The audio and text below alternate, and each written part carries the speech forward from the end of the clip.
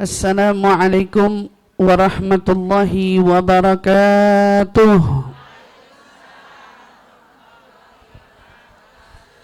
Alhamdulillahi rabbil alamin wa bihi nasta'inu ala umuri dunya waddin. Wassalatu wassalamu ala ashrafil anbiya'i wal mursalin sayyidina wa habibina wa syafi'ina wa qurrati a'yunina Muhammadin sallallahu alaihi wa ala alihi wa sahbihi wa sallam. Subhanaka la ilma lana illa ma 'allamtana innaka antal alimul hakim. Rabbi zidna ilma warzuqna fahman. Amin ya rabbal alamin. Allahumma inna nas'aluka ilma ladunni wal mashraba safiyan hani ya wahhab ya ghani. Allahumma inna nas'aluka ilma ladunni wal mashraba safiyan hani ya wahhab ya ghani. Allahumma inna nas'aluka ilma ladunni wal mashraba safiyan hani ya wahhab ya ghani.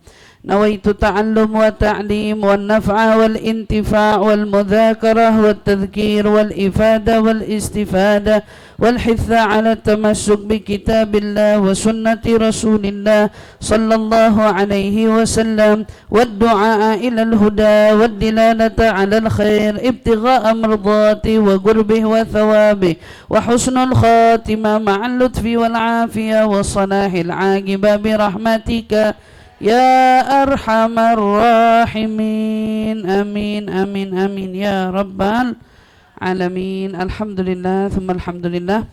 Limpahan syukur bersama mari kita panjatkan kepada Allah Subhanahu wa taala yang mengumpulkan kita kembali pada pagi hari ini di tempat ini, Majlis Taklim Daruz Zahra. Semoga pimpinan Majlis Taklim yaitu Ibu Leli beserta segenap keluarga Allah Subhanahu wa taala panjangkan umurnya, Allah sehatkan badannya, Allah berkahi rumah tangganya, Allah berkahi anak keturunannya.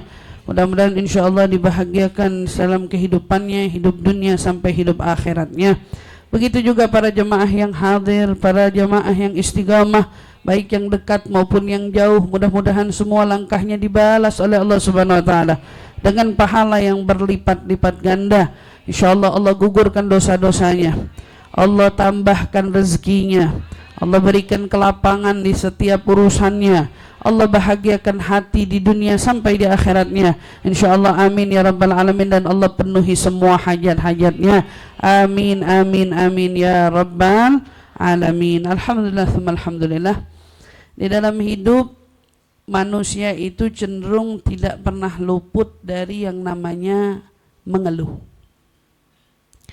Padahal ada hal yang perlu sama-sama kita ketahui, bahwa mengeluh itu adalah ciri-ciri tandanya orang yang lemah. Asyakwa silahud du'afa katanya. Orang yang mengeluh itu berarti senjatanya orang-orang lemah. Karena orang yang seringkali berkeluh kesah atau orang yang seringkali mengeluh itu adalah orang-orang yang selalu menjadikan keluhannya sebagai senjata. Kita belajar dari seorang anak kecil. Anak kecil bila mana keinginannya tidak dipenuhi, maka dia akan tantrum. Tantrumnya anak kecil bikin pusing kepala kita. Kalau sudah sampai di waktunya tantrum, dia nangis, dia guling-guling, dia marah-marah, kan gitu ya. Tapi ternyata orang dewasa juga punya tantrum. Tapi bedanya tantrum dia nggak guling-gulingan. Ya. Karena kalau udah dewasa guling-gulingan apa jadinya itu kan? Iya, kalau orang dewasa nggak guling-gulingan, tapi ternyata orang dewasa juga suka tantrum. Tapi tantrumnya orang dewasa itu adalah penentangan dalam hatinya untuk sesuatu yang tidak dia miliki. Itu tantrum tuh. Hatinya berontak, pengen sama sesuatu yang gak mampu dia miliki. Ingin sama sesuatu yang tidak mampu ia dapatkan saat itu juga. Yang tantrum apanya? Bukan badannya, tapi hatinya. Dan seringkali anak kecil, kalau mereka itu menginginkan sesuatu, maka dia pasti menggunakan senjatanya. Senjata ampuhnya apa? Tantrum itu, atau air matanya, atau keluh kesahnya. Aku kan mama, aku kan, sampai emaknya gak tega. Sampai orang dewasa yang ngelihat keluhan anak-anak ini gak tega. Begitu juga kita lihat hidup kita hari ini. Ya, manusia Manusia tuh seringkali berkeluh kesah sama keadaannya. Pertanyaannya, saat kita berkeluh kesah, yang kita harap apa sih? Kalau kita berkeluh kesah kepada seseorang, tentu ada harapan di balik keluh kesah. Harapannya adalah simpatinya, empatinya mungkin, harapannya mungkin bantuannya, harapannya mungkin dukungannya. Sampai kalau ada orang yang lagi berkeluh kesah tentang hutang, pasti kan harapannya dibayarin utangnya. Saya nih lagi kelilit hutang. Kenapa? Karena orang yang berkeluh kesah pada umumnya itu, mereka itu tentu keluh kesahnya tanpa pamrih gak mungkin. Karena mereka adalah orang-orang lemah yang ingin diberi. Makanya kita sebagai manusia coba pikirin lagi. Saat waktu kita mau berkeluh kesah, kita nih mau ngeluh itu untuk apa? Dan ingin meraih imbalan apa? Makanya diajarkan kalau mau berkeluh kesah tuh jangan pernah salah tempat. Karena orang kadang-kadang kalau keluh kesahnya salah tempat dan dia mungkin gak dapat apa yang dia harap, maka yang muncul adalah emosi jiwanya. Sampai akhirnya muncul pada emosi perilakunya. Marah-marah. Coba lihat tuh istri-istri yang suka marah-marah gak jelas di rumahnya. Itu kan karena tantrum jiwanya. Tapi suaminya gak peka-peka. Suaminya kurang paham. Gitu. Pada saat dia mau berkeluh kesah, ternyata keluh kesahnya bukan cuma pengen didengar suami. Tapi keluh kesahnya pengen ada respon lain dari suami. Kalau saya ngeluh capek kan pengennya di ngertiin. Besok bantuin kek. Gitu, bukan cuma ngeluh capeknya gitu, tapi mereka cenderung para wanita-wanita ini punya harapan. Di balik keluh kesah itu dia kepengen mendapatkan imbalan, di balik keluh kesah itu pengen dapat respon, di balik keluh kesah itu dia pengen dapat sesuatu. Makanya ujungnya apa? Ujungnya kalau dia nggak dapat, dia marah. Ujungnya kalau dia nggak dapat, dia kecewa. Ujungnya kalau dia udah gak dapet, tuh tantrum jiwanya memicu buruk perilakunya. Makanya dulu para ulama itu ngajarin kita untuk betul-betul menjauh dari yang namanya berkeluh kesah. Yang namanya berkeluh kesah tuh jauhin. Apalagi menceritakan kondisi keadaan kita. Ekonomi, keluarga, semua dah pokoknya. Hal-hal yang semacam itu benar-benar kalaupun kamu harus berkeluh dengan seseorang, berkeluhlah dengan orang bijak. Jangan sampai kau salah berkeluh, karena kadang masukan orang membuat kita justru makin rusak. Makin rusak. Salah aja dapat informasi, makin hancur kita. Salah aja dapat omongan, makin rusak kita. Salah aja dapat dukungan, makin gak benar kita. Subhanallah. Nah jadi sekarang kalau kita ketemu sama orang yang lagi emosian, lagi marah-marah terus gitu ya, biar pada tahu ada masalah. Masalahnya di mana? Masalah tantrum jiwanya. Jiwanya lagi tantrum, makanya muncul perilaku emosi. Dan bisa jadi kalau jiwa udah keseringan tantrum, jiwanya mati. Kalau jiwa udah mati, pikiran gak jalan. Lama-lama, maaf-maaf, bisa jadi orang gila. Betul apa enggak? Bisa jadi orang gila. Makanya maaf-maaf, hari gini mungkin banyak kita temukan orang banyak gaya. Kelihatan gayanya luar biasa. Kalau lihat mukanya mah gak nyangka-nyangka. Ternyata di balik tebal make upnya ada air mata. Lihat orang gaya-gaya, boleh jadi kemana-mana punya kendaraan. Boleh jadi kita lihat dia dalam dompetnya gak kekurangan. Tetapi ternyata di balik kendaraan dan di balik banyaknya uang di dalam dompet, Ternyata di balik itu semua dia punya air mata. Punya air mata semuanya. Subhanallah ya. Ada sebuah kisah lucu gitu ya. Ada sebuah kisah lucu, seorang suami dimintain tolong sama istrinya pergi ke pasar. Pak, tolongin nih, saya lagi masak tanggung. Ternyata telurnya kelupaan beli. Bantuin dong ke pasar, tolong beliin telur. Gak usah banyak-banyak, setengah kilo aja. Kata istri bilang sama suaminya, ini suami seumur-umur gak pernah nginjek pasar.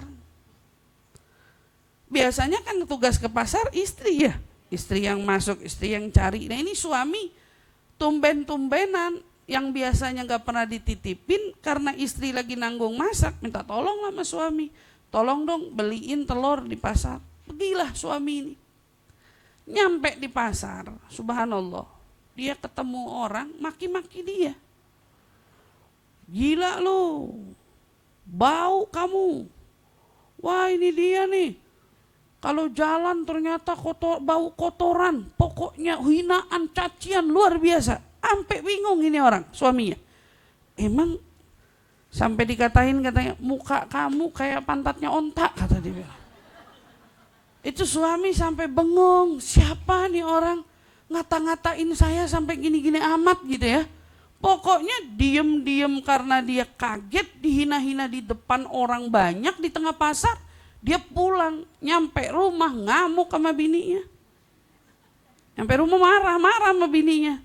Besok jangan suruh saya lagi ke pasar, katanya ngomong. Awas berani nyuruh saya lagi ke pasar. Si suami bilang sama istrinya, berani nyuruh saya lagi ke pasar, awas. Lah istrinya mulai nerka-nerka, ada apa ya sama suami saya? Pulang dari pasar tiba-tiba ngamuk-ngamuk. Karena istrinya itu orang yang paham. Dia kagak berantemin suaminya. Orang pas ditanya mana telurnya, jawabannya gak jadi beli. Dia bilang, gak jadi beli, kesel nyampe di pasar tahu-tahu dihina-hina. Kenal kagak sama orang gitu ya. Sama istrinya ditungguin sampai emosinya reda. Begitu emosi suaminya mulai reda, diambilin air, dia duduk dah di sebelahnya. Dia duduk di sebelahnya, suaminya mulai nyerocos. Apa-apaan tuh pasar, katanya. Saya masuk ke sana, tiba-tiba ketemu orang yang kagak dikenal, maki-maki saya, gitu. Ceritalah suaminya nih. Saya dimaki-maki, saya dihina-hina, begini-begini. Istrinya sambil dengerin nanya, kira-kira orang yang maki kamu muda apa tua? Masih muda. Wah, tanya lagi sama istrinya, rambutnya pendek apa gondrong? Nah gitu nanya lagi. Ya hampir gondrong lah gitu, kurang lebih. Hampir gondrong lah gitu. Pakai celana panjang, celana pendek? Tanyanya. Tanya detail gitu sama istrinya. Celana pendek kata suaminya. Oh bang, itu yang kata-katain abang orang gila. Kata-katain abang orang gila kata istrinya. Jadi kesian deh bang, dia bang masih muda kata istrinya. Cerita nih, masih muda, belum nyampe umur 30 kata istrinya bilang. Tuh sepasar udah pada tahu cerita dia. Abang sih gak pernah ke pasar kata dia bilang. Tuh sepasar udah pada tahu cerita dia. Tuh umur belum sampai 30 bang, masih muda jatuh dari motor, palanya kejedot. Habis dari situ hilang akal. Palanya kebentur, hilang akal. Kesentuhlah tuh. Dia punya otak buat mikir gak jalan. Maka saat otaknya berhenti berfungsi, maka perilakunya akan meracau. Kata-katanya meracau. Semuanya meracau. Kenapa? Karena ininya gak berfungsi. Istrinya bilang, jadi dia tuh gila bang. Jadi yang abang ketemuin itu orang gila ternyata. Kesian bang, dia gak punya teman cerita. Jadi mulutnya tinggal ngehina orang mulu. Tapi masalah yang hina dia orang gila. Begitu si suami dengar. Jadi dia orang gila mah kata dia. Iya, abang ngapain peduli amat gitu. Sama orang gila itu. Dah sekarang mending balik lagi tolong ke pasar. Telurnya belum kebeli kata dia. Jadi karena suaminya udah tahu ini orang gila, Suaminya balik lagi ke pasar, balik lagi dimaki, dicaci, dihina, tetap sama orang yang sama. Wah kamu si jelek si ini. Suaminya bengok, diem aja, jalan-jalan aja, dibeli telurnya, pulang dapat telurnya. Apa sih hikmah cerita ini? Hikmah cerita ini simpel. Kadang-kadang orang yang hina kamu tuh gak benar-benar tahu psikologi dia. Seandainya hari ini kamu dihina dan kamu tahu yang menghina kamu orang gila, apa kamu akan sekecewa itu? Apa kamu akan setersinggung itu? Pertanyaan. Jadi sederhana, hari ini kalau kamu ketemu sama orang yang lagi marah-marah, pasti hari itu kepalanya habis kejedot. Gitu. Mikirnya gitu aja. Jadi kalau ada orang tiba-tiba ini ngamuk-ngamuk, kepalanya habis kejedot kayaknya. Sesimpel itu, sesederhana itu. Jadi besok kalau ketemu suami tiba-tiba tantrum, ngamuk-ngamuk misalnya sama kita, langsung bilang aja, ini habis kejedot nih. Nah kalau ketemu anak begitu juga, tiba-tiba ngamuk-ngamuk sama kita, tinggal bilang, nih anak saya habis kejedot. Gitu. Kalau kamu yang lagi ngamuk-ngamuk, inget-inget kapan kamu kejedot. Kamu inget-ingetnya kapan kamu yang kejedot gitu kan. Kenapa? Karena kadang-kadang saat kita marah-marah itu, ada sesuatu yang berhenti di sini. Karena kan ininya nggak jalan karena tantrum di sini. Makanya kita penting banget ngejaga hati kita, ngelola jiwa kita, ya, menjaga perilaku kita. Tapi ternyata semua itu saling berkaitan. Nah sebetulnya di bedah buku tuh semua ada. Ya. Di bedah buku tuh semuanya ada tuh Bu. Karena kita nggak bisa menafikan bahwa hidup kita emang nggak pernah jauh dari keluh kesah. Hidup kita itu nggak pernah jauh dari air mata. Bahwa hidup kita juga nggak pernah jauh dari cerita-cerita yang kita hadapi di setiap harinya. Tiap ada emosi kita jumpai, pasti di baliknya ada cerita. Ibu kalau ketemu anak tiba-tiba cemberut, pasti di balik cemberutnya ada cerita. Ibu kalau ketemu suami marah-marah, pasti di balik marah-marahnya ada cerita. Sama kayak ibu. Kalau tiba-tiba marah-marah, pasti di balik marah-marahmu ada cerita. Jadi sebelum kita belajar ini ya, kita belajar kenapa dia marah-marah sama saya, belajar dulu alasan dia marah-marahnya. Kita juga begitu, saat kita sadar kita nih emosional, kita nih tukang ngomel, kita nih tukang marah, coba sebelum kamu belajar tentang bagaimana mengontrol dirimu dari amarah, belajar dulu sebab kemarahanmu itu kenapa. Karena kalau kamu belajar sebab kemarahanmu dan kamu belajar sebab dibalik cerita-cerita emosimu, kamu bisa tahu gimana caranya kamu keluar dari masalah tersebut. Besok ketemu suami sesimpel itu, kejedot ini. Besok ketemu anak, kejedot ini. Besok ketemu teman, habis kejedot ini. Ternyata hidup ini kalau mau dibuat simpel, sesimpel itu. Tapi kalau mau dibuat banyak cerita, ya sebanyak itu juga ceritanya. Jadi kita semua, subhanallah ya, saat kita belajar, kita melihat setiap part dari skenario yang Allah berikan kepada kita dari kisah-kisah hidup kita, kita tuh jangan pernah lupa bahwa di balik cerita ada kisah yang jauh lebih membawa kita pada cerita yang sesungguhnya. Ada kisah-kisah lain tuh. Kenapa ini bisa terjadi? Dan saat itu terjadi, kita lebih mengerti, oh ternyata kemarahannya ada sebabnya. Emosinya ada sebabnya. Maka saat kita bisa belajar itu semua, maka saat itu kita akan menjadi pribadi yang lebih apa? Lebih damai, lebih ramah, lebih dicinta, lebih disukai. Kenapa? Karena kita bisa menjadi orang yang saling memahami. Coba bayangin kalau ilmu ini dipakai untuk orang yang berumah tangga. Rumah tangganya minim pertikaian. Rumah tangganya minim salah paham. Bila ilmu ini dipakai antara seorang ibu dan anaknya, alias orang tua terhadap anak-anaknya, pasti kesalahpahaman yang terjadi di antara keduanya akan jauh berkurang. Bila ilmu ini juga diterapkan kepada siapa? Kepada kita dengan sahabat, dengan teman-teman kita, pasti situasi-situasi yang seringkali bermunculan, teman makan teman, teman nusuk teman, teman jahatin teman, itu nggak bakalan ada semua itu. Kenapa? Karena pada saat kita jumpai, oh ada satu kejadian, pasti dibagi kejadian punya ceritanya sendiri. Nah, mudah-mudahan Allah jaga kita semua. Kita kepengen ngamalin ilmu-ilmu yang diajarin sama Nabi. Gimana caranya pesan Nabi, la taghdab walakal jannah, jangan marah-marah, bagimu surga. Tetapi nahan marahnya tuh kan harus ada caranya. Nabi ngingetin kita, la tahzan, jangan sedih. Tapi air mata kalau udah tumpah mau gimana? Iya kan?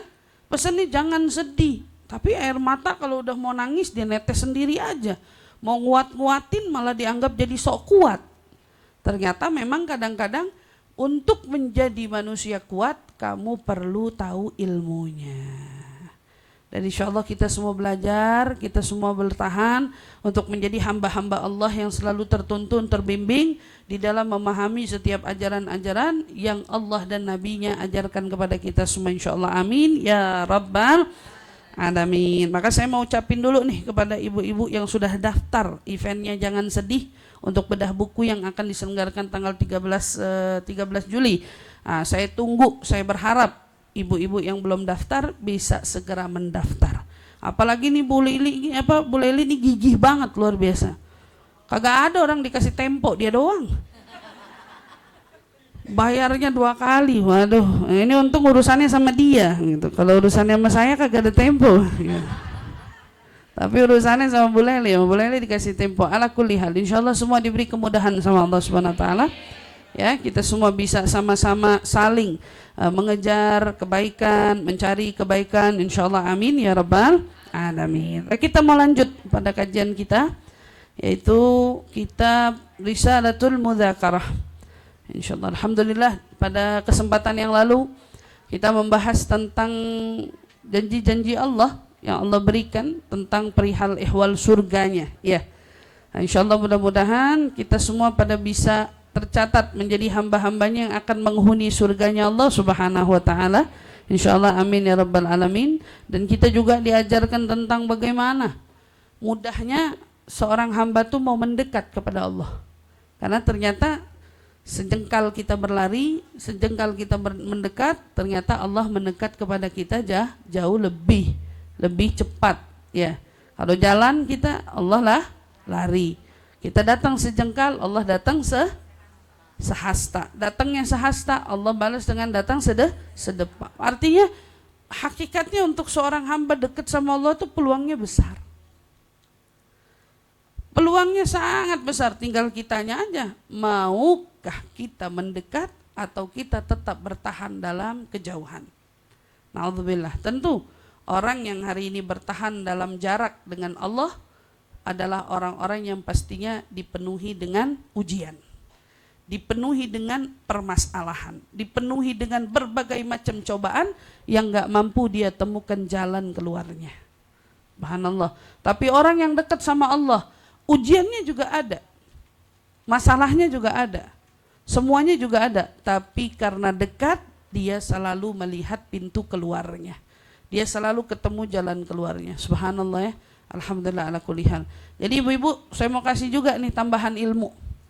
Kalau hari ini kamu sibuk dengan masalahmu, lalu kau sibuk mencari mana jalan keluar, seringkali manusia tuh lupa.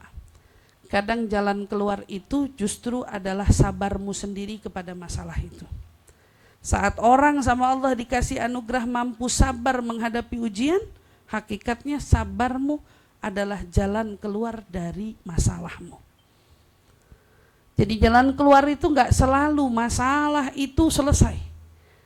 Jalan keluar itu tidak selalu, seumpamanya ada orang diuji lama enggak punya anak. Jalan keluar itu enggak selalu dengan dia punya anak.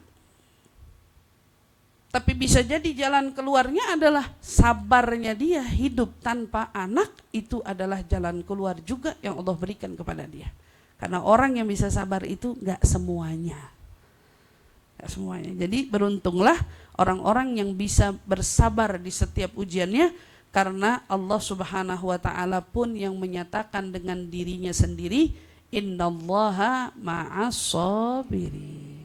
Allah itu selalu bersama dengan orang-orang yang Jadi orang yang sabar, orang yang dekat sama Allah. Gak mungkin orang bisa jadi sabar kalau dia jauh dari Allah. Gak mungkin. Pak, kita mau belajar terus menerus bagaimana caranya mendekatkan diri kita kepada Allah. Bismillahirrahmanirrahim. Wa qala al-musannif rahimahumullah wa nafa'na bihi wa bi'ulubi fid dharain amin radhiyallahu anna wa ankum wa sa'iril ummah ajma'in ila an qala wa auha Allah ila ad-dunya ya dunya man khadamani fakhdimihi wa man khadamaka fastakhdimihi. Allah mewahyukan kepada dunia. Allah mewahyukan kepada dunia, Allah berkata nih kepada dunia, hei dunia, barang siapa yang mengabdi kepadaku, layanilah dia. Layani dia. Kamu dunia harus menjadi pelayannya. Lihat. Siapa yang mengabdi kepadaku, wahai dunia, maka kamu harus melayani dia. Barang siapa yang mengabdi kepadamu, wahai dunia, artinya ngabdinya sama dunia, maka perbudaklah dia. Sini ada dua kata. Siapa yang mengabdi pada Allah, Allah buat dunia mengabdi kepadanya. Artinya untuk ngedapetin dunia gak bakal sulit karena dia adalah orang yang mengabdi kepada Allah.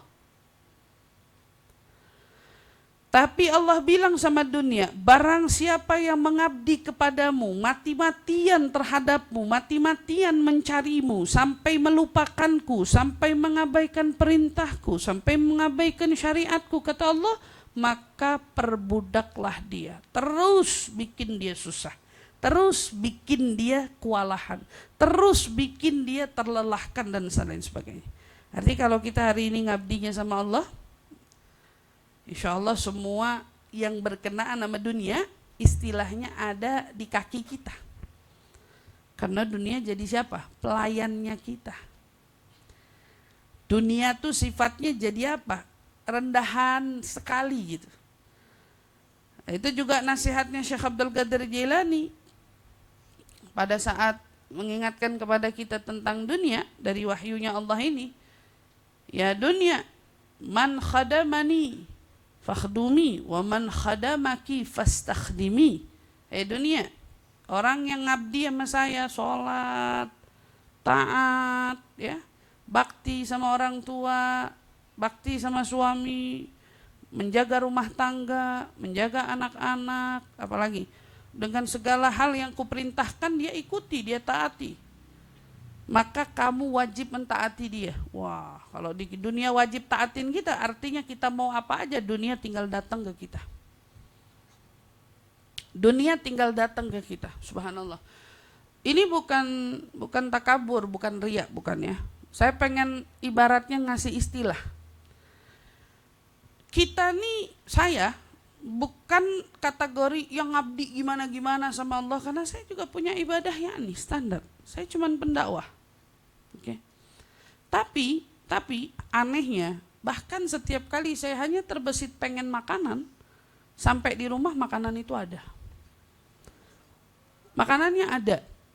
Nggak usah jauh-jauh. Contoh malam ini, ibaratnya gitu. Semalam saya sampai dari majelis taklim, saya pulang, sore tuh, udah maghrib saya sampai rumah. Saya tanya, ada tekwan nggak? Kata pembantu saya bilang, Wan nanti dilihat dulu, masih ada nggak tekwan yang lalu, yang lama? Oh iya, coba lihat, kalau ada tolong seduhin, saya lagi pengen yang anget-anget. Ternyata tiba-tiba ada yang, pembantu saya yang satunya lagi datang bawain saya keranjang. Begitu dibuka keranjangnya isinya tekwan masih anget. Tekwannya masih anget. Nggak tahu dikirimin dari mana tuh, katanya ibu siapa saya nggak tahu. Totonya ada di rumah. Itu hanya hal kecil. Saya nganggap gini, ya Allah, Allah tuh luar biasa. Kita nggak sampai minta loh, cuman kebesit aja di hati. Tapi kalau udah sesuatu sama Allah ingin diberi hamba, Bener loh, minta aja nggak sempat udah keburu dikasih. Kan gitu. Sampai kadang-kadang saya bilang kenapa ke masjidnya Taiwan gitu ya.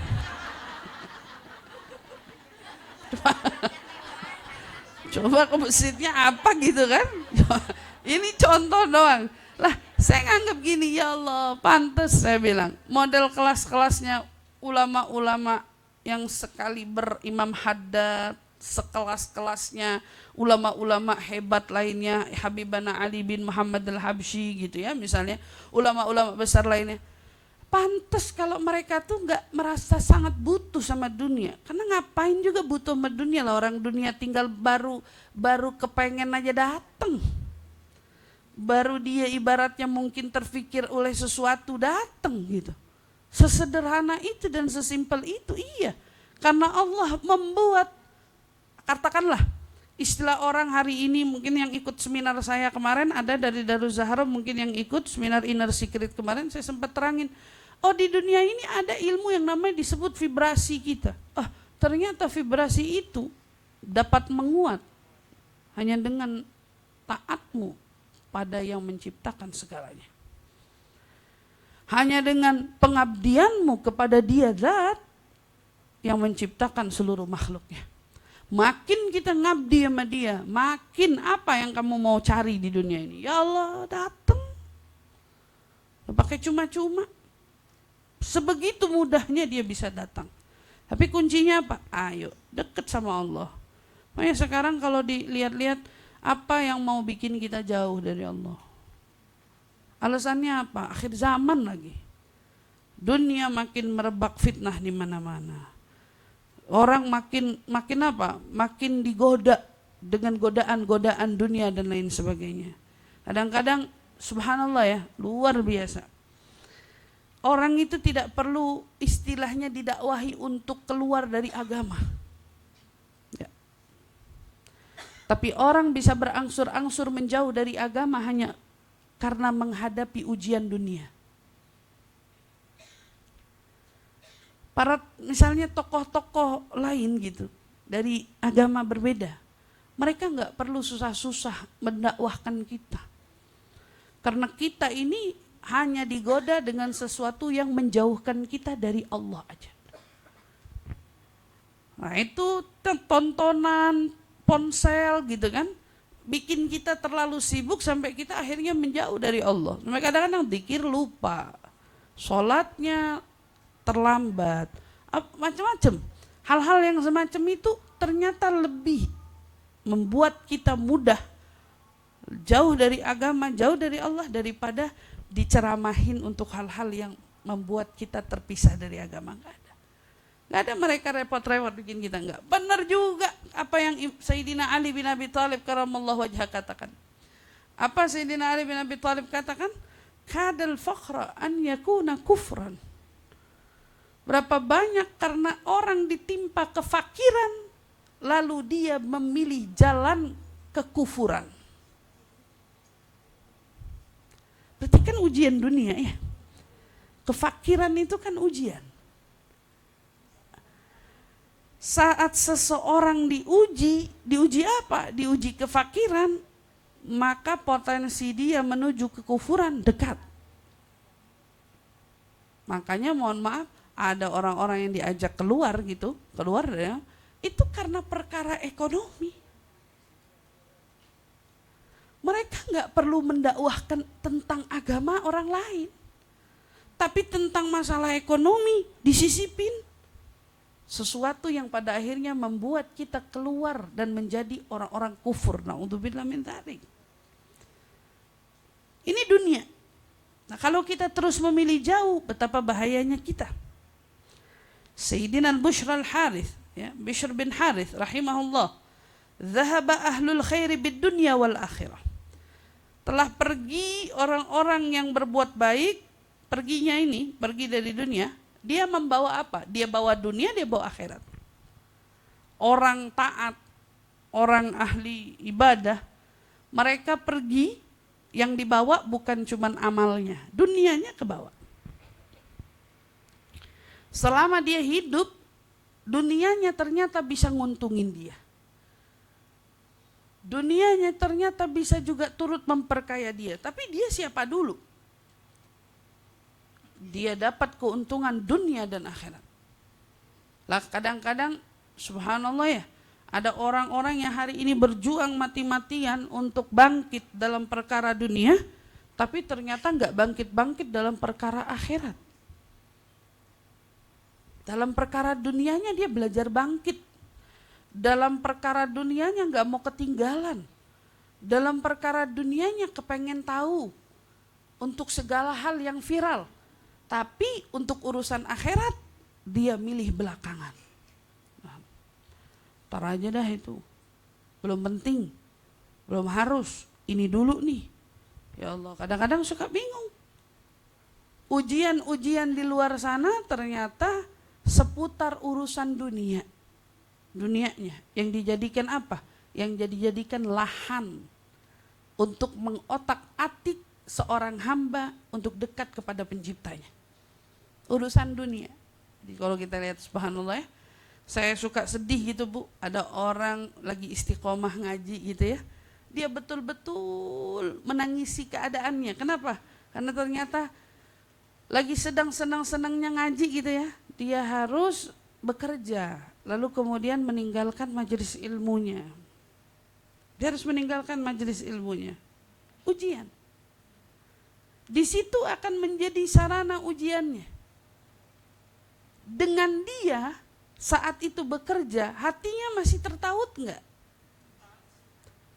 Tertaut dong, bagi pecinta tertaut.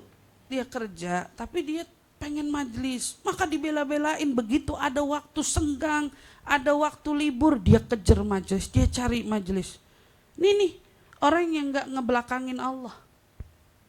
Orang-orang yang begini orang-orang yang hebat. Tapi yang bahaya itu apa? Orang datang ke majelis minta doa dapat rezeki. Majelis dijadiin sarana untuk dia munajat sama Allah, biar dia dikasih rezeki. Tapi begitu dia dapat rezeki, begitu dia dapat kerjaan, nggak nongol-nongol lagi di majelis. Gitu. Kadang sedih melihat orang lagi sakit, dia datang ke majelis. Minta syifa, minta kesembuhan, jadiin majelis wasilah sebagai tempat dia menjemput keafiatan. Tapi begitu udah sehat, kagak kelihatan lagi tuh di majelis. Ujian-ujian semacam ini nih, ujian-ujian semacam ini perlu dijadikan sebagai bahan introspeksi. Kita ini hidup di dunia, akhirat itu penting. Akhirat jangan pernah disampingin. Kenapa? Toh buktinya, ingat baik-baik ya, orang sakit hari ini butuh majelis untuk mendoakan sakitnya dia. Gimana orang mau jauh-jauh dari kebaikan? Ada orang sakit di rumah, kita punya keluarga, sakitnya di rumah. Tapi merasa cukupkah dia berdoa hanya di rumah? Enggak, namanya dibawa ke majelis. Minta didoain bersama untuk orang majelis. Ya Allah, sebutuh itu loh kita sama doa. Doanya orang di majelis. Lah gimana kita mau ngabain majelis? Sebutuh itu juga kita, bayangin doa saat ada di antara kita yang wafat, namanya kita sodorkan ke hadapan para ustazah. Ustazah tolong bacakan suratul Fatihah untuk almarhumah atau almarhum dari pihak keluarganya yang telah meninggalkan dunia. Merasa butuh, itu pelajaran. Ya Allah, kalau orang gak dikenal aja, majelis taklim sukarela mendoakan, gimana dikenal? Gimana ahli istiqomah itu? Gimana orang yang rutin, yang rajin? Waduh, itu bisa-bisa majelisnya, ayo kita adain khataman, ayo kita bikin doa bersama, kita niatkan untuk saudara kita itu. Kenapa? Karena dia sudah menjadi ahlu majlis. Dekat ya sama Allah, dekat sama Allah. Allah datengin bala tentara kaki tangan yang bisa mengantarkan dia semakin mendekat kepada Allah. Doa nggak butuh hanya dari anak-anaknya, tetapi ternyata orang majlis bisa nganterin dia doa-doanya kepada dia di alam kuburnya. Subhanallah. Gimana orang milih mau jauh dari majlis, mau jauh dari ketaatan, mau jauh dari kebaikannya? Kalaupun kita yang diuji hari itu dengan ekonomi, Jangan sampai kita yang diperbudak olehnya. Sampai saking diperbudak mau makan deh susah. Gak ada waktu. Ketemu lagi meeting, ketemu lagi ini. Apalagi sampai gak makan, sampai sore belum sempat makan. Ya Allah, buat dirinya. Kata lambung teriak-teriak, "Woi, bagi makan woi," kata lambung. Aneh butuh makan, ente ngomong mulu katanya bilang. Lambungnya butuh makan. Lambungnya butuh diisi, dia gak peduli. Yang dia peduliin hanya apa? Kepentingan yang hari itu perlu dia jalanin. Subhanallah. Tapi kan lihat orang ibadah nahan dirinya dari makan, malah jadi puasa, malah dapat pahala. Tetapi kalau nahan makannya gara-gara dunia kan, ya elah, nggak keren banget kamu. Ibaratnya nggak makan gara-gara dunia, jangan gitu-gitu amat dong. Tapi kalau ada orang nahan makannya karena ibadah, keren kan puasa. Tapi kalau nahan makannya karena kerja, nahan makannya karena urusan, kepentingan nyari dunia dan lain sebagainya, nggak keren banget sih kamu. Kamu bangga dicap sebagai workaholic gitu. Ibu ngerti nggak? Pekerja keras, pantang menyerah dalam pekerjaan gitu. Pekerja keras, pantang menyerah. Lah, jangan bangga-bangga amat kalau kamu disebut sebagai apa tuh? Majelis holik dia. Kalau mau majelis sudah kayak apa? Udah kayak minum obat 3 kali. Dari sini ke sono, dari sono ke sini. Mana aja disamperin, ada gitu orang yang begitu. Alhamdulillah. Mudah-mudahan yang model begitu makin banyak ya. Iya tuh, majelis holik disebutnya. Tahu tuh holik artinya apa sih? Ya begitulah maksudnya. Sampai dia itu benar-benar cinta sama kebaikan itu. Majelis yang dikejar, kenapa? Karena udah ngerasa nikmat. Ternyata punya sandaran yang kuat, ya Allah. Karena kalau dipikir-pikir dunia nggak pernah ada habisnya. Sayyidina Yahya bin Nu'adz yaqul, "Abna'ud dunya tukhdimuhumul 'abid. Wa abna'il akhirah tukhdimuhumul ahrar." Yahya bin Mu'adz beliau berkata, anak-anak dunia, orang dunia ya, dilayani sama siapa? Mereka tuh dilayani sama budak-budak. Sementara anak-anak akhirat dilayani sama orang merdeka. Saya mau jelasin maknanya. Apa tuh maknanya? Anak-anak dunia mereka dilayani sama budak. Iya, kamu tahu orang yang ngelayanin kita di dunia mukanya hari ini, mereka tuh semuanya tuh budak. Karena mereka disebut budak, iya, mereka tuh cuman budak. Artinya maaf, kalau budak tuh hina. Kamu jangan pernah bangga karena kamu punya 10 pelayan. Kamu orang dunia bangga punya, katakan maaf, 1000 karyawan. Karena orang dunia bangga di apa? Dikelilingi oleh banyaknya ajudan, katakan gitu. Maaf, humul abid. Mereka cuman budak. Tapi kalau anak-anak akhirat, mereka dilayaninya sama ahrar. Kenapa disebut ahrar? Anak-anak akhirat kok dilayani sama orang merdeka? Iya, karena ternyata cenderung orang-orang akhirat itu dilayani tanpa pamrih.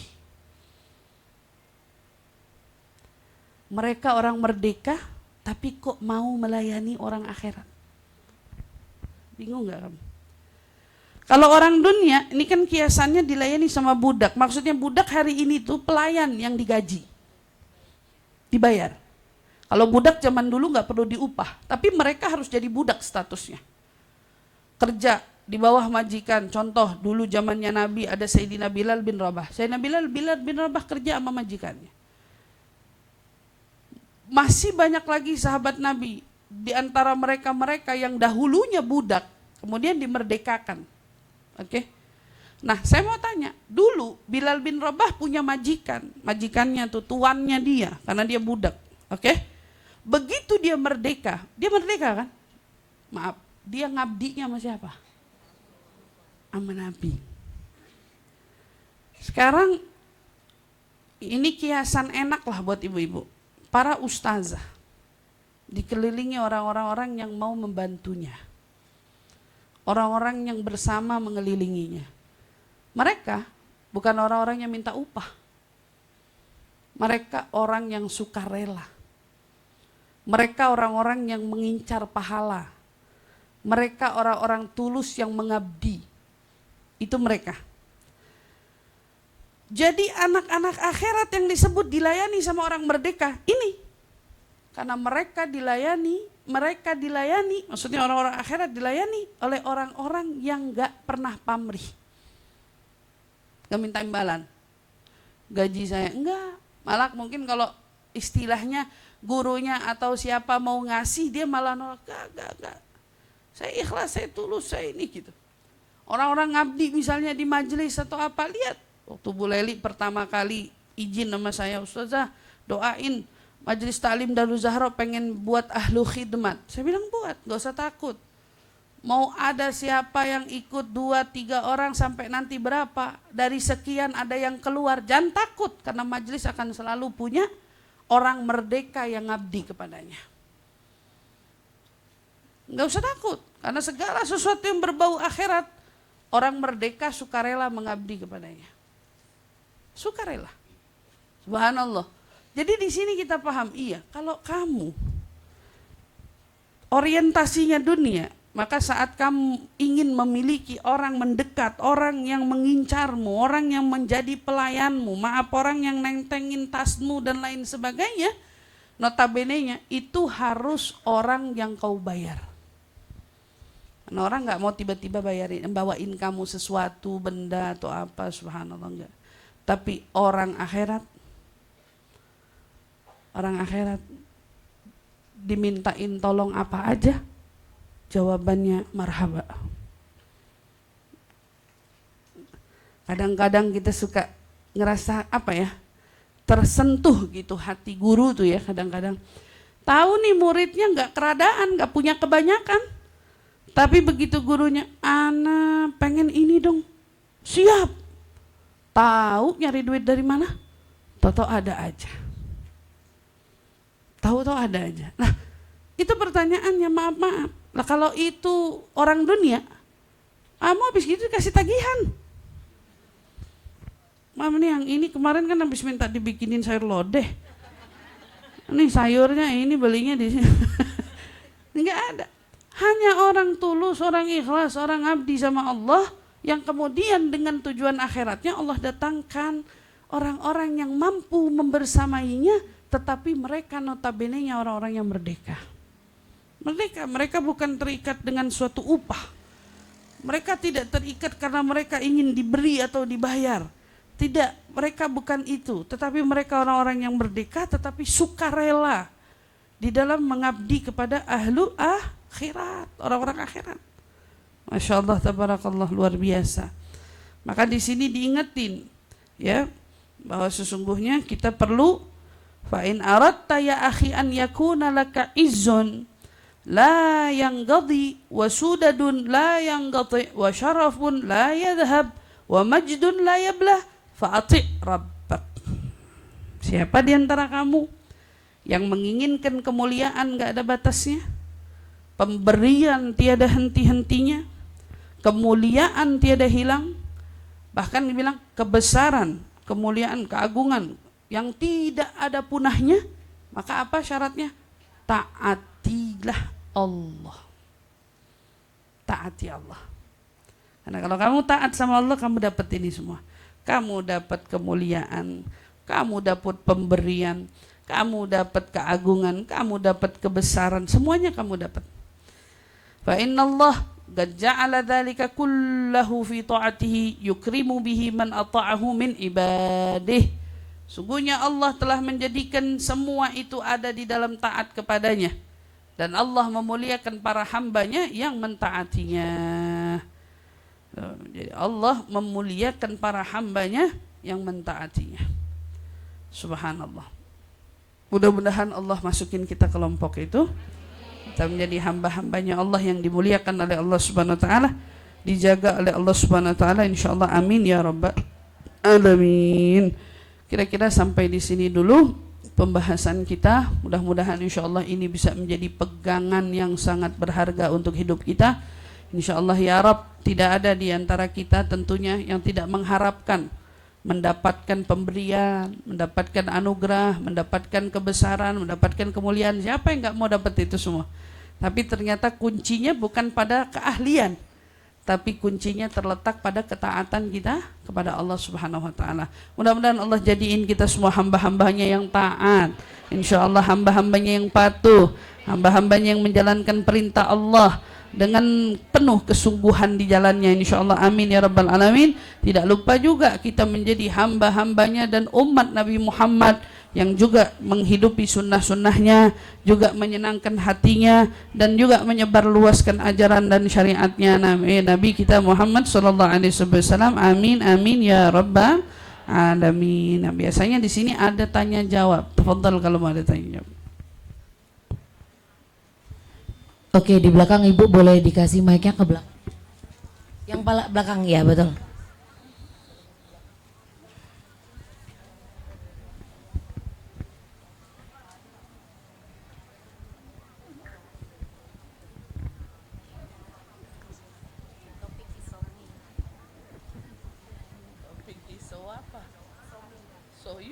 Assalamualaikum warahmatullahi wabarakatuh, Ustazah.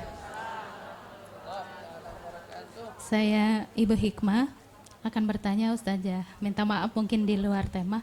Untuk menghadapi tahun baru Hijriah, insya Allah nanti tanggal 27, yang ingin saya tanyakan, puasa yang terbaik itu di tanggal berapa saja? Dan satu lagi Ustazah, untuk ziarah wali, saya mohon doanya, semoga bisa berangkat, dan apa hukum-hukumnya? Makasih, itu aja. Makam wali Allah? Iya. Ziarah ke makam wali Allah gitu? Iya, wali-wali Allah. Baik. Assalamualaikum warahmatullahi wabarakatuh. Waalaikumsalam warahmatullahi ta'ala wabarakatuh. Terima kasih Ibu yang telah bertanya. Oke. Menghadapi tahun baru Hijriyah, tahun baru Hijriyah, insyaallah yang sebentar lagi akan kita sama-sama jumpa. Mudah-mudahan Allah kasih kita panjang umur, insyaallah bisa segera berjumpa dengan tahun baru kita. Alhamdulillah. Apa sih yang dianjurkan? Puasa. Ini bertanya tentang puasa ya. Yang dianjurkan itu menutup tahun dan mengawali tahun dengan puasa. Jadi kalau awal tahun jatuhnya hari apa? Rabu misalnya. Apa Kamis? Kamis ya. Jika awal tahun disepakati Kamis, maka anjurannya tuh paling utama gitu ya, paling afdol. Dari sehari sebelumnya tuh akhir tahun kita tutup dengan puasa, mengawali juga awal tahun dengan puasa. Nah, selebihnya bulan Muharram itu kan termasuk bulan hurum juga. Nah, itu dianjurkan tuh puasa 1 sampai 10 atau selama 30 hari itu kita bisa memilih hari apa saja. Satu harinya seperti ibadah 30 tahun. 30 hari maaf. Satu harinya seperti kita mendapatkan pahala ibadah selama sebulan, 30 hari. Ada khususiyah keistimewaan lain di bulan hurum itu, yaitu puasa di hari Rabu, Kamis, Jumat, atau Kamis, Jumat, Sabtu. Pokoknya ada dapat Jumatnya gitu ya, ada dapat Jumatnya. Berurut tuh. Qila dalam sebuah riwayat dikatakan kita dapat ngantongin pahala 700 tahun ibadah. Jumat, Sabtu, Minggu gitu. Nah, ini kapan nih? Rabu, Kamis, Jumat, maaf. Rabu, Kamis, Jumat. Berarti kalau akhir tahun jatuhnya Rabu gitu ya, karena awal tahunnya Kamis. Nah, usahakan deh tuh puasa dari Rabu, Kamis, Jumat. Karena bulan Zulhijjah itu juga termasuk bulan hurum, jadi nyambung. Nah, kalau bisa kayak gitu ya. Wallahu a'lam bishawab. Baik, mengenai tentang ziarah waliullah. Mudah-mudahan kita selalu diberi kesempatan ya untuk berziarah ke makam-makam para kekasih Allah. Apa hukumnya? Berdasarkan hukum madhab Imam Syafi'i dan para imam-imam kita menyatakan hukum ziarah ke makam waliullah itu dasar hukumnya sunnah, bahkan mubah. Jadi dasar mubah menuju sunnah. Kenapa jadi sunnah? Karena sunnah itu Nabi nontohin kita ziarah baki. Padahal di masa itu, mohon maaf, kagak ada orang yang lebih mulia dari Nabi. Dia yang paling mulia, tapi dia ngajarin kita ziarah. Lah ustazah, tapi zaman itu kan bukannya Nabi pernah melarang para wanitanya ziarah. Hadisnya jelas kok, ada larangan, tapi ada redaksi hadis yang bunyinya kuntu nahaitukum an ziyaratil kubur ala fazuruha. Hadisnya jelas. Saya pernah melarang, ini perempuan ya, kalian ziarah kubur. Ada alasan Nabi larang waktu itu. Karena dulu orang jahiliyah, perempuannya itu kalau ada kerabatnya meninggal atau siapapun meninggal, itu nangisnya nggak punya kira. Dia pukulin kepalanya, ditamparin pipinya, badannya dipukulin, penuh meratap gitu. Wah, nangis gitu. Nah itu nggak enak banget dilihatnya di kuburan. Wah gitu nangis-nangis. Nah makanya kan kenapa perempuan tuh dilarang nganterin kubur, nganter jenazah ikut ke kubur. Sampai kadang suka pingsan di tempat, nggak boleh itu. Nggak boleh. Yang Nabi larang itunya. Kuntu nahaitukum an ziyaratil kubur. Saya pernah larang kamu ziarah kubur ala, kemudian bunyi hadisnya fazuruha. Sekarang ziarahinlah. Artinya kenapa Nabi ngomong iya sekarang kita boleh ziarah? Karena menurut Nabi perempuannya sekarang itu bahkan di zaman itu udah teredukasi. Udah mulai paham. Nah, ziarah itu kan yang dihindari fitnahnya, jangan sampai bercampur aduk atau apapun itu gitu. Makanya sekarang juga alhamdulillah ziarah makam wali itu sudah dipisah-pisah ya. Ini area laki-laki, ini area perempuan gitu. Karena biasanya memang tidak terkondisikan. Umumnya seperti itu. Nggak kekondisikan saking banyaknya orang yang datang. Nah intinya gini, ziarah makam wali itu kalau dibilang haram, nggak nemu unsur haramnya di mana. Karena kita ziarah bukan minta sama kuburan, mintanya sama Allah. Tapi melalui para wasilah orang-orang soleh yang dekat sama Allah. Itu orang soleh yang dikubur ini. Ya, jadi kalau nanya asas hukumnya sekarang mustahabun, dianjurin. Dianjurin untuk kita itu punya pegangan dekat sama orang-orang soleh. Karena makin kesini makin banyak orang yang jauh sama orang soleh. Ya, baik yang hidup maupun yang wafat. Kita disuruh minta, bayangin orang soleh hebatnya ya. Dia dianjurkan untuk didekati, ya hidupnya ya matinya. Wafatnya pun mereka dianjurin untuk diikutin. Ala kulli hal. Jadi kalau bisa ziarah, ziarah. Ada apa-apa, ziarah. Selagi bisa pergi dengan suami, bisa pergi dengan mahram ataupun enggak, ajak orang, insya Allah nggak ada fitnah gitu, insya Allah jauh dari fitnah, insya Allah. Itu hukumnya. Wallahu a'lam bishawab. Baik Ustazah, saya bacakan pertanyaan yang ditulis dia Ustazah. Bismillah, assalamualaikum Ustazah. Ustazah maaf saya izin bertanya. Yang pertama, batasnya sholat isya sampai jam berapa Ustazah? Sebab saya pernah terlewat sholat isya sampai jam 3 karena lelah habis perjalanan dan saya ketiduran. Kemudian yang kedua, ibu saya sakit, ada beberapa keluarga menjenguk dan memberikan uang. Dan uang itu kadang saya belikan kebutuhan ibu saya, seperti makanan, buah-buahan, kadang saya kasih buat jajan sebab udah merawat ibu, maksudnya buat adik saya buat jajan, sebab udah merawat ibu dan memandikan ibu dan menyuapi makan ibu, sebab ibu tidak bisa bicara karena stroke. Apa saya berdosa Ustazah? Terima kasih sebelumnya Ustazah. Assalamualaikum. Yang ngasih duitnya siapa? Orang. Oke. Pertanyaan pertamanya apa tadi? Batas sholat isya. Batas sholat isya itu ya sampai masuknya adzan subuh. Isya itu waktunya paling panjang. Jadi begitu adzan fajar, adzan subuh, yaitu habis waktunya. Jadi kamu sholat jam 3 ya nggak apa-apa juga, belum adzan kan? Biasanya adzan tuh 3:30 ke atas ya. Jam 4-an lewat gitu ya, jam 4 lewat lah, jam 4:30. Nah itu waktu pokoknya kalau udah masuk fajar, disebutnya fajar sodik ya, masuk adzan subuh, batas habis, itu batas habisnya waktu isya. Jadi kalau kebangunnya jam 3:30 berarti belum subuh, masih ke Uber untuk ngerjain sholat isya. berkenaan dengan tadi pertanyaan jagain orang tua sakit, yang ngejenguk suka ngasih. Nah, kalau yang ngejenguk suka ngasih uang itu kan berarti untuk si ibu, ya kan? Dan jika dipergunakan untuk kemaslahatan si ibu, ya nggak jadi masalah juga. Hukumnya gimana? Ya nggak apa-apa, insya Allah. Bilang sama ibunya, jangan sembunyi-sembunyi. Ibunya stroke kan cuman nggak bisa ngomong, iya kan? Orang nggak bisa ngomong tuh kaku apa masih ada gerakan-gerakan gimana? Mata kayak gerak, nggak mungkin stroke sebadan kan? Separuh biasanya kan, setengah kan gitu. Bu, ini dapat uang tadi dari yang nengok sekian, saya beliin pampers ya, saya beliin ini ya, saya beliin itu, ngomong. Jadi jangan, kalau ibunya pasti, saya rasa ibunya sakit pastilah. Mudah-mudahan lunak gitu hatinya, ya manggut kek, manjemin mata kek, apa kek gitu. Jadi kalau mau dipakai, karena pemberiannya bukan ke tangan kamu, pemberiannya ke dia, ya kalau ibunya masih dalam ranahnya sadar, ya diomongin aja, Bu, ini ada uang, alhamdulillah, buat bantu beli pempas ya, buat bantu beli ini ya, buat bantu beli.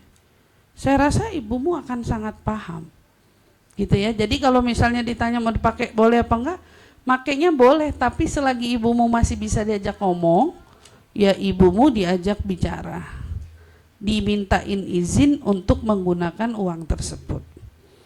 Wallahu a'lam bishawab. Ada lagi? Baik, ada lagi satu pertanyaan terakhir sebelum Ustazah istirahat. Ada yang mau bertanya Ibu?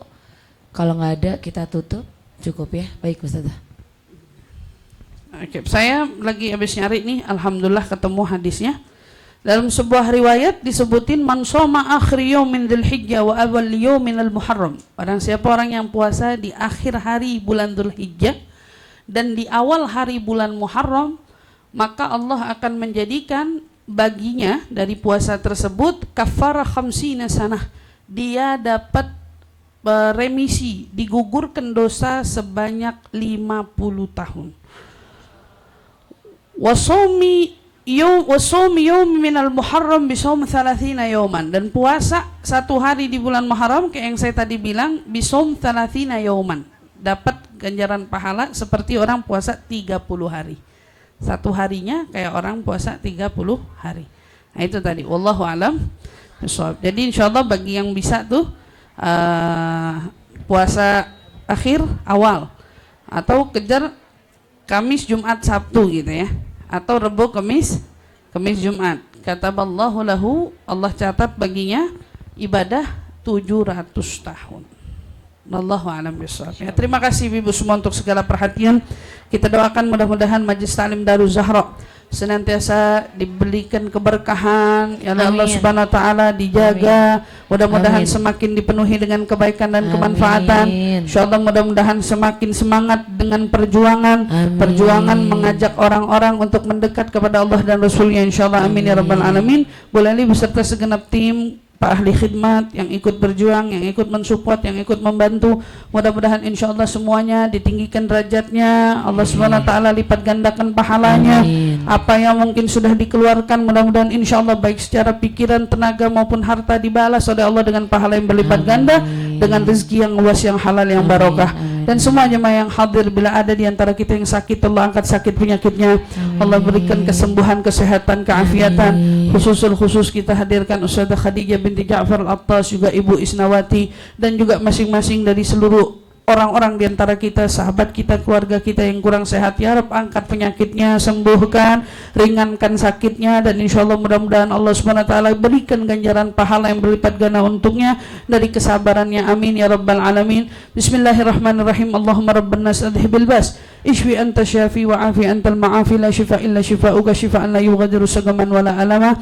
Ya kafi ya wafi ya hamid ya majid irfa'anna wa anhum jami'an kulla ta'bin syadid waqfina waqfihum minal haddi wal hadid والمرض الشديد والجيش العديد واجعلنا واجعلهم يا رب نورا من نورك وعزا من عزك ونصرا من نصرك وبهاء من بهائك وعطاء من عطائك وحراسة من حراستك وتأييدا من تأييدك يا ذا الجلال والإكرام والمواهب العظام أسألك أن تكفينا وتكفيهم جميعا من شر كل ذي شر إنك أنت الله خالق الأكبر صلى الله تعالى على سيدنا محمد وعلى آله وصحبه وسلم يا ماء زمزم يقرئكم السلام ويقول لك ألا تضرني ويقول لك أن تكوني شفاء من كل داء على هذه النية وعلى كل نية صالحة وعلى من طالبها وعلى من شاربها وعلى من سلفنا الصالح وإلى حضرة النبي سيدنا محمد صلى الله عليه وسلم. الفاتحة. أعوذ بالله من الشيطان الرجيم. بسم الله الرحمن الرحيم. الحمد لله رب العالمين الرحمن الرحيم مالك يوم الدين إياك نعبد وإياك نستعين اهدنا الصراط المستقيم صراط الذين أنعمت عليهم غير المغضوب عليهم ولا الضالين آمين آمين ya rabbal alamin. Terima kasih Ibu semua untuk segala perhatian. Saya tunggu pada tanggal 13 insyaallah dalam keadaan sehat walafiat. Assalamualaikum warahmatullahi taala wabarakatuh.